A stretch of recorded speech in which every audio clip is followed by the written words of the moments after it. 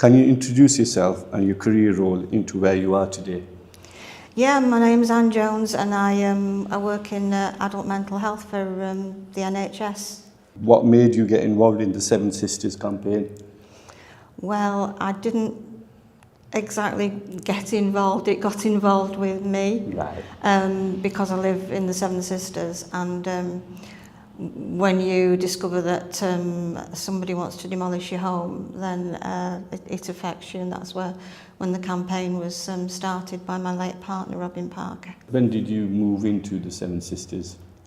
I've been there around kind of 20 years-ish. I kind of moved in with Robin when we got together. And you mentioned 𝗟𝗏𝗞𝗘 was the ex-mayor of Rochdale as well. Yeah, he was mayor in 2008, 2009, and I was mayoress as well. It was a wonderful year. So when did this campaign actually start, and why did it start? The campaign itself actually started in 2017, but there'd been kind of machinations before that.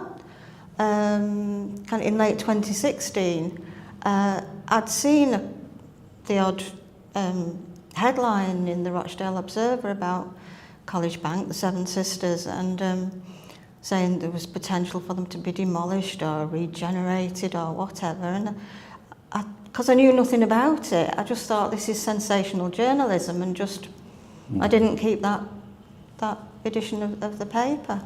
And it was kind of only in the very early in 2017, we got little A5 leaflet, just an A5 leaflet through the door, with offering a series of consultations about 3 options that they were considering doing. I do call them consultations now, and there were 3. Well, there were 2 consultation workshops, and the third one is what I call the big reveal, which was in June 2017, when it was announced after asking people in the other workshops what they would like, and there were architects there, and you could have all-weather balconies. Is that something you'd like? Yes, of course people would like an all-weather balcony. But on this particular day in June 2017, it was announced that they were intending to demolish the Big 4, which is Mitchell-Hay, Dunkirk Rise, Tentercroft and Town Mill Brow. Well, living in one of the Big 4,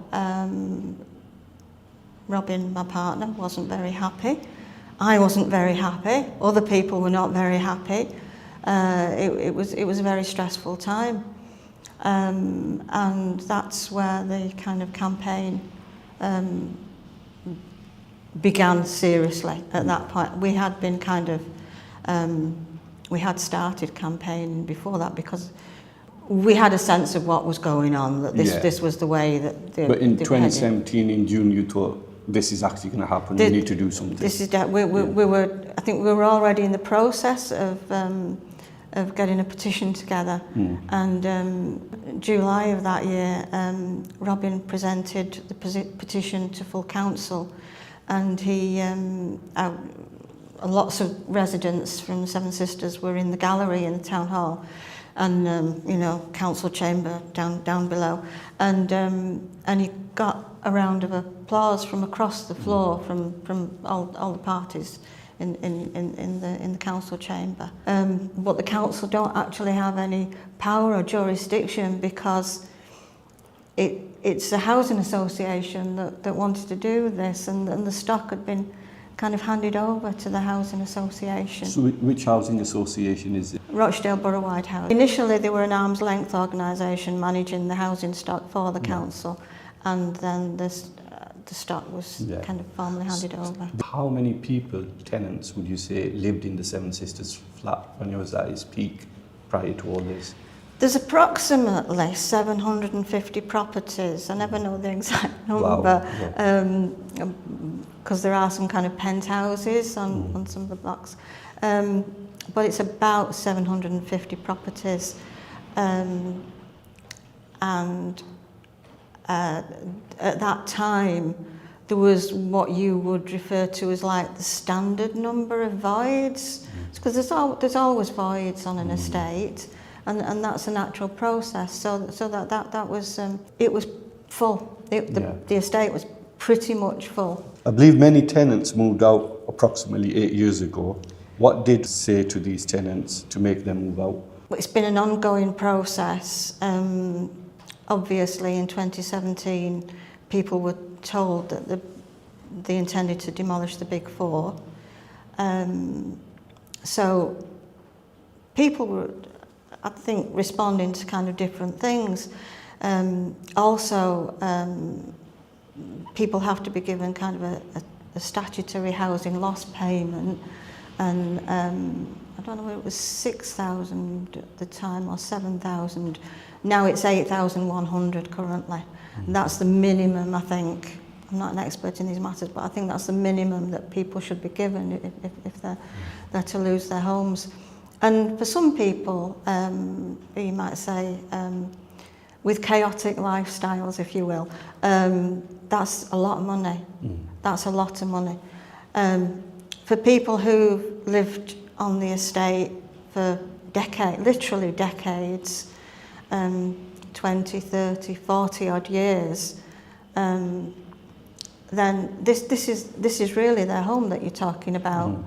And something like £6,000, £7,000 or £8,000 is not full compensation for having built up that home, maybe lived with family there, you've got memories there, and moving house is one of the most stressful things that you can do. That's acknowledged. So some people, it suited them to move. That's fine. And some people were kind of, I suppose, more frightened because in 2019, I think it was, we were issued with initial demolition notices, and I think that was possibly a trigger for people going as well, because that was very frightening. I remember getting a phone call at work one day, and Robin had just received the initial demolition notice, and it really upset him. So I actually came home from work because it was really distressing. But people didn't understand that that didn't mean that they were coming down immediately. But I think they believed it. They got this piece of paper that was saying an initial demolition notice. Therefore, that probably triggered some people to leave. So it's been an ongoing drip. So you mentioned that it started quite a while ago. Now, the Rochdale Council handed this over to Rochdale Borough-wide Housing. When they did this, how has this affected the plans that were in place with the council when the move went over to Rochdale Borough Housing? Well, I wasn't on the estate when it was owned and managed by the council itself.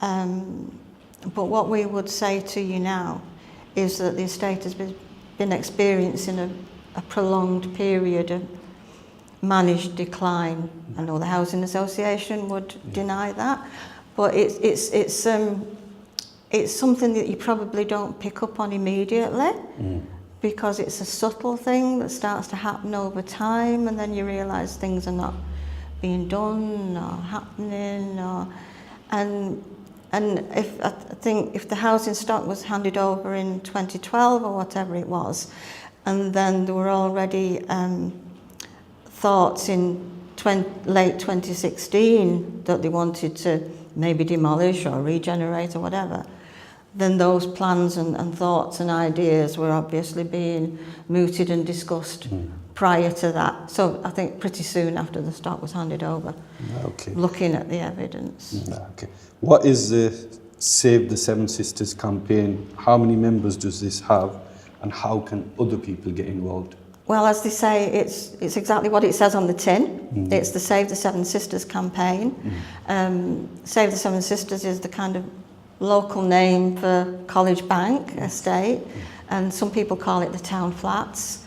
So we have it can be a bit confusing, but we are College Bank support group, and the Save the Seven Sisters campaign is our campaign to save the Seven Sisters from demolition. We're fighting for refurbishment. Anybody who supports our aims, Yeah. you know, we welcome them, Yeah. but it's not a membership, Right. if you will. So we have people who live on the estate, who are supporters of the campaign, and we have people from outside, and these people might be professionals, or, you know, we do have some kind of professionals who do support and have been with us long term, so they don't necessarily live on the estate, but they're there and they're very much supporting us. The residents group and Greater Manchester Tenants Union commissioned a plan and design a plan to renovate the flats. What has come of this? A huge support for us is Greater Manchester Tenants Union, and you know, we owe them a lot because they have expertise in many areas, and they support us in many ways, and with knowledge and skills and human resources and whatnot. So yes, and one of the things they've done is found funding to commission Unit 38, who are a firm of social architects, to come and meet with residents. And we talked to the architects about what we'd like to see on the estate, how we'd like to see our homes, and the difference between speaking to Unit 38 architects and the other architects that we've met that have been working for RBH are their client. With Unit 38, we, the residents, are their client. So you feel you've got more of a say with them? We've got more of a say. We've got more of a say in the design of what we'd like to see, but then the issue is then getting those plans and those ideas across to the movers and shakers that have got the money. We can't say, oh yes, we like your plans, Unit 38, yes, go ahead and do that. We've got to get buy-in for those plans. Yeah. What are the surveys that Rochdale Borough Housing carried out, and were these shared with the tenants or the wider community?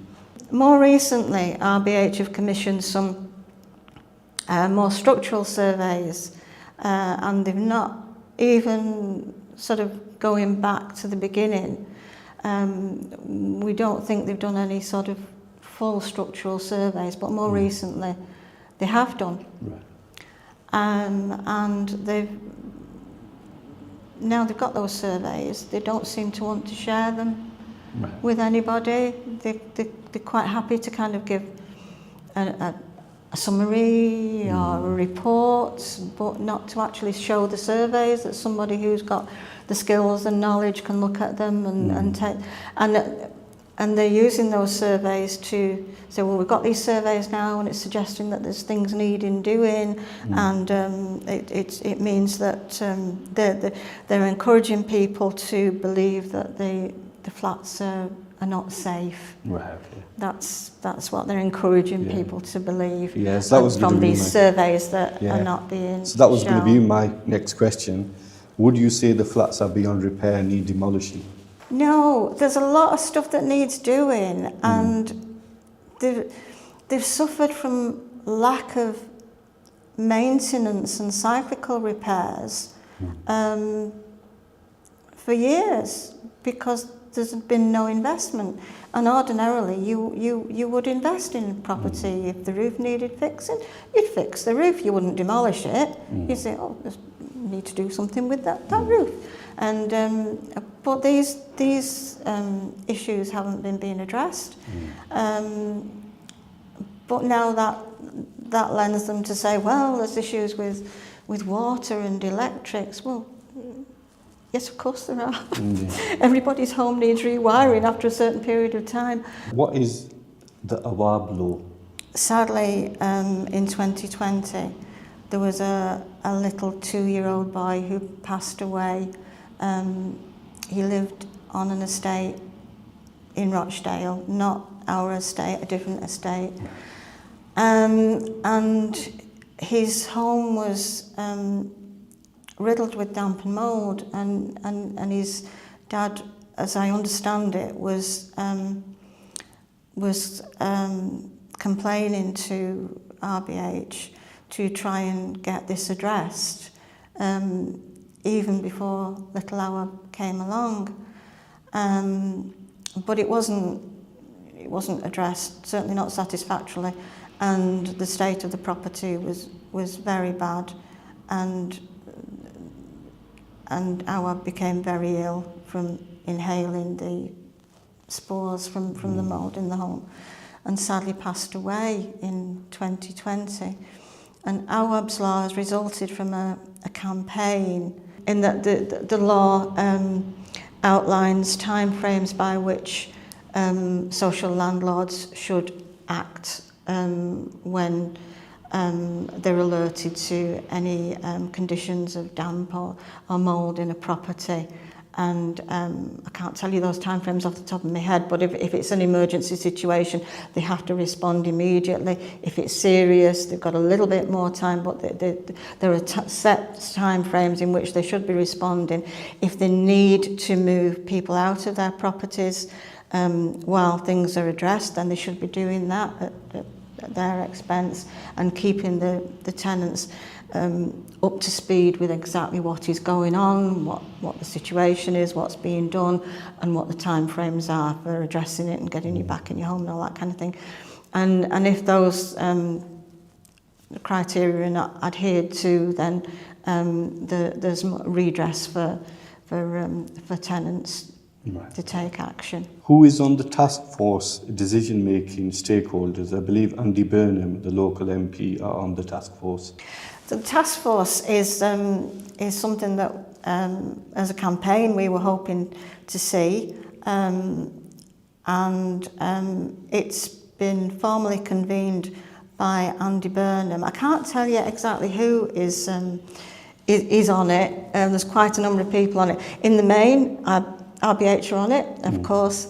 𝗟𝗚𝗎𝗓𝗏, his office, Greater Manchester Combined Authority, Rochdale MP, Paul Waugh, and our local council are very much involved in it as well. And there are other people involved there, and I've not named everybody. And I think it's got more remits than finding funding for refurbishment of College Bank alone.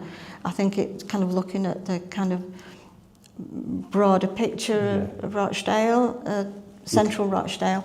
So the task force was set up to find funds for College Bank for refurbishment, and also look at kind of wider aspects of the central Rochdale, as far as I understand it. So also on the task force is the chair of our campaign, Mark Slater, and he has a very strong input into the campaign, and he's our advocate, and talks about the community plan to the task force members. So although the task force is kind of working in favour of the Seven Sisters flats, and we've had motions passed in our local council, Rochdale Council, saying they were against demolition, the sticking point seems to be RBH, because it feels like that they don't want to find a resolution for refurbishment. Right. So that's making things difficult to move forward. But we don't, I mean, the meetings take place behind closed doors, so, you know, I'm not a party to anything that's said in those meetings or any minutes or anything like that. So there's no full transparency there. With the tenants that you had before, you were saying it's 750 flats approximately, and now it's because people have moved out, and that's why RBH are not listening. They're planning of demolishing them because you've not got a stronger voice. I think it's having a detrimental effect on the estate physically. Right. I mean, there's less people living in the buildings, so the buildings are getting colder. So then, and heating's very expensive, so there are people there now who kind of I'm feeling really, really cold. I can't stand another winter like this. So that's a factor that's encouraging people to go to RBH to say, yes, I'll move out, find me somewhere. Our case for the estate is as strong as ever. While they're moving people off the estate, they're having to move them into other properties. But there are, the last figure we heard was there are around 22,000 people on the waiting list for Rochdale. And that's 22,000 people, so that's, I don't know, guesstimate, something around 10,000 applications. And you've got over 500 properties sat there today, empty, which could be homes for people. They are homes. And it's an injustice, it's a housing injustice. And that's one of the reasons that certainly I am continuing to fight, because it is housing injustice. What would you like to happen moving forward? So, when College Bank was built, it was a sought after place to live, and the properties are quite spacious, you know, and we've got wonderful views, and it could be like, yes, we need modernising, but it could be like that again, and we are fighting for the refurbishment, for that estate to once again become a thriving community of properties that people want to live in. Maybe we can have those all-weather balconies. You know, that's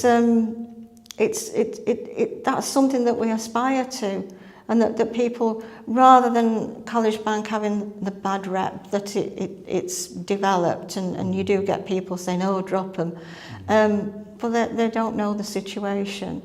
You know, it could be, and the chief executive at RBH did actually say, estate was refurbished, then it could be an exemplar project, and it could be a nationwide exemplar project, and it's difficult for us to understand why that cannot be, but that's what we're fighting for, and that's why we're not going away. What would you like to say to the Rochdale community? We're not just fighting for our own home. It is a housing injustice, and there's a lot of housing injustice throughout the country.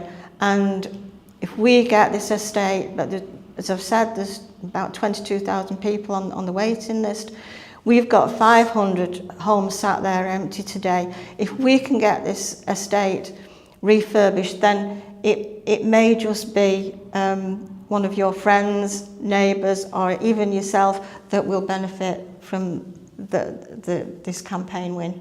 You know, looking from the community point of view, there's two landmarks that stand out in Rochdale. Yeah. The town hall and the infamous Seven Sisters. Yeah. I mean, everywhere you look, although most of it's negative media coverage, the Seven Sisters seem to be on there for the wrong reasons.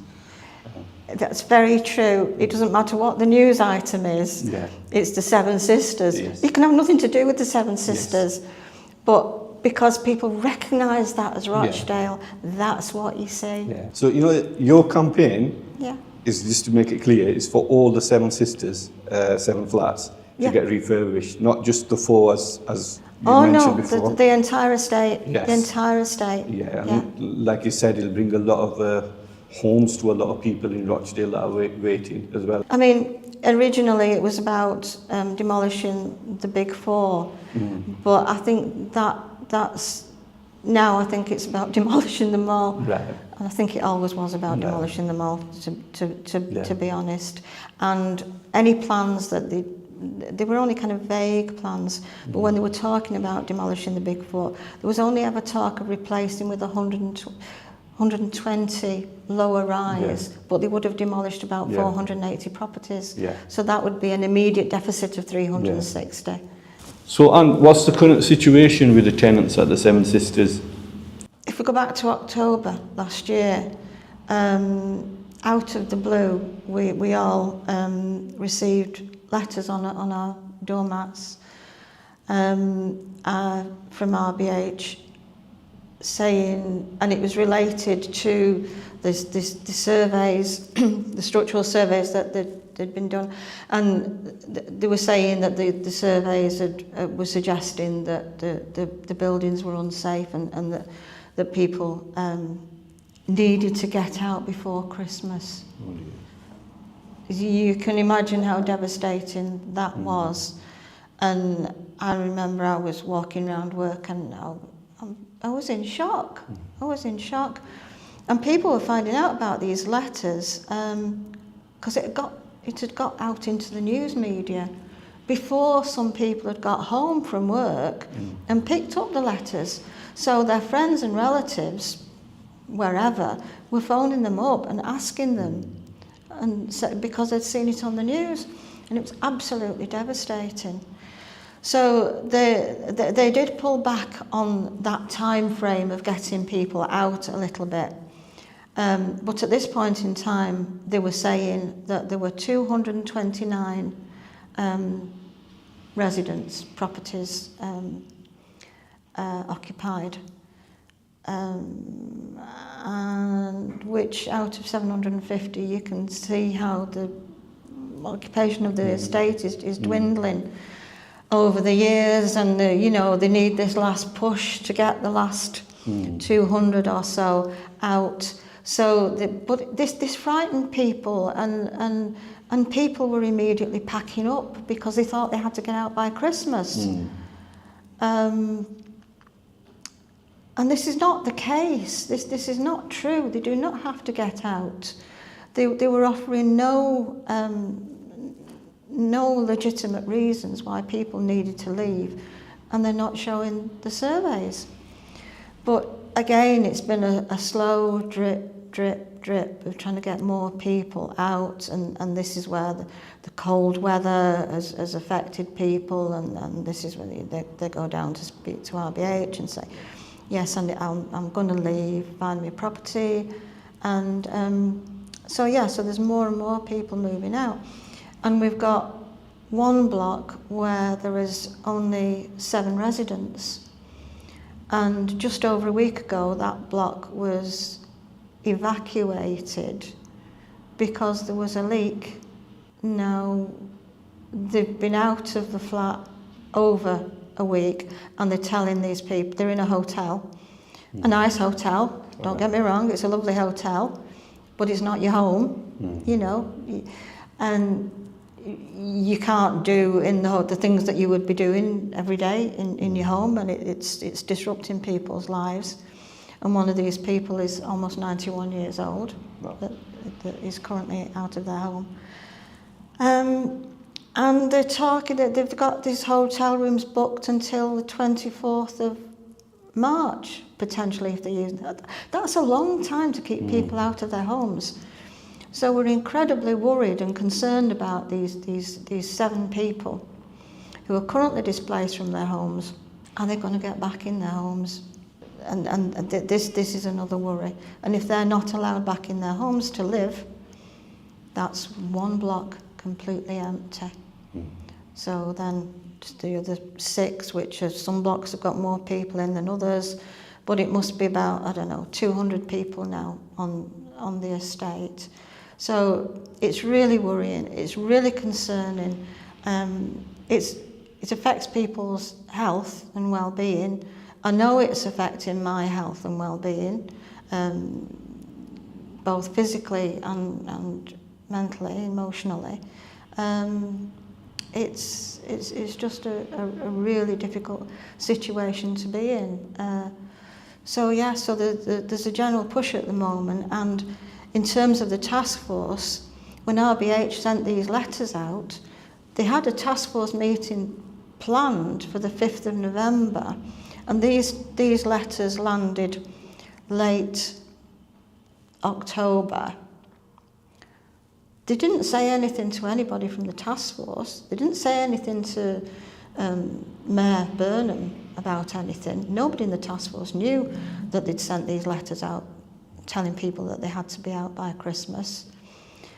And all this kind of coincides the letters going out in late October, in between the letters going out and the task force meeting was the launch of 𝗟𝗚𝗡's law on the 27th of October. That came into effect, which is going to put a lot of pressure on housing associations now having to respond to these criteria for assessing and dealing with damp and mould.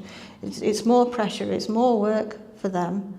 And I think we are, in some respects, collateral damage with that as well. I think that's another aspect of it, that, you know, if we could get this college bank out of our hair, you know, life would be better for us. No. But we're not going away. Great. And what social media platforms do you have if someone wants to contact you? Yeah, we're on both X, I try not to call it Twitter. We're on both X and Blue Sky, and it's both at 𝗟𝗚𝗠𝗠𝗘𝗧. That's 𝗟𝗚7, number 7, cis. Yeah. And we're on Facebook, which is at College Bank. Thank you so much, Emma. Thank you.